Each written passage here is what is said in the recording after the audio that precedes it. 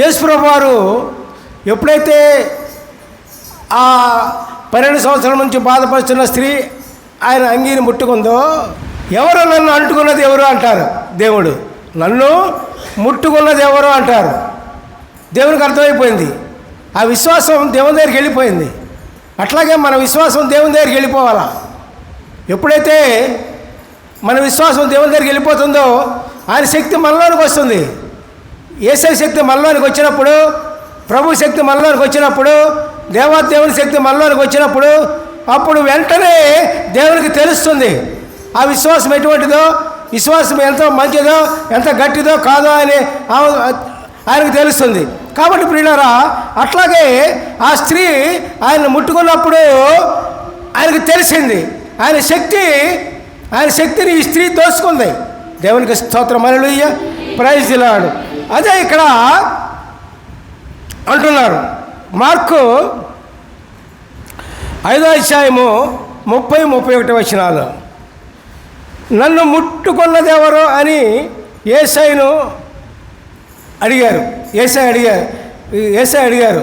అప్పుడు వెంటనే ఏం చేస్తున్నారంటే ఇక్కడ మార్కు 5వ అధ్యాయం 30-31 వచనంలో వెంటనే యేసు తనలో నుండి ప్రభావం బయటికి వెళ్ళాలని, దేవుని యొక్క ప్రభావం బయటికి వెళ్ళింది.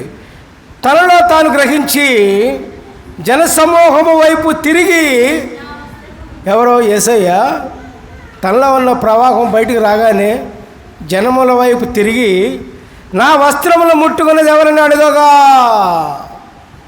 నా వస్త్రములు ముట్టుకున్నది ఎవరు అని అడగగా దేవునికి తెలిసింది, ఆయన శక్తి ఇటు వచ్చేసింది కదా. మరి తెలిసేవారికి అప్పుడు ఆయన శిష్యులు ఏమంటున్నారంటే చూద్దాం. ఇక్కడ ఆయన శిష్యులు జనసమూహము నీ మీద పడుచుండుట చూస్తున్నావే, నన్ను ముట్టినది ఎవరని అడుగుతున్నావా అని. దేవునికి స్తోత్రం, హల్లెలూయా, ప్రైజ్ ది లార్డ్. నా అంగీని, నా వస్త్రాన్ని ముట్టుకున్నది ఎవరు అని అడిగినప్పుడు దేవుడు ఆయన శిష్యులు ఏమంటున్నారు తెలుసా అండి? ఏమంటున్నారు?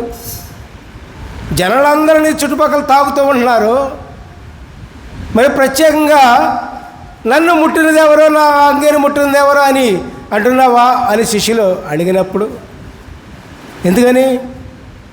అందరూ ముట్టుకున్నది వేరు, అట్లాగే అందరూ విశ్వసిస్తున్నది వేరు, అందరూ ఆయన ప్రేమిస్తున్నది వేరు, ఆయన యందు నమ్మకంగా ఉంచింది వేరు. విశ్వాసంతో ముట్టుకున్న వాళ్ళు కావాలి దేవునికి.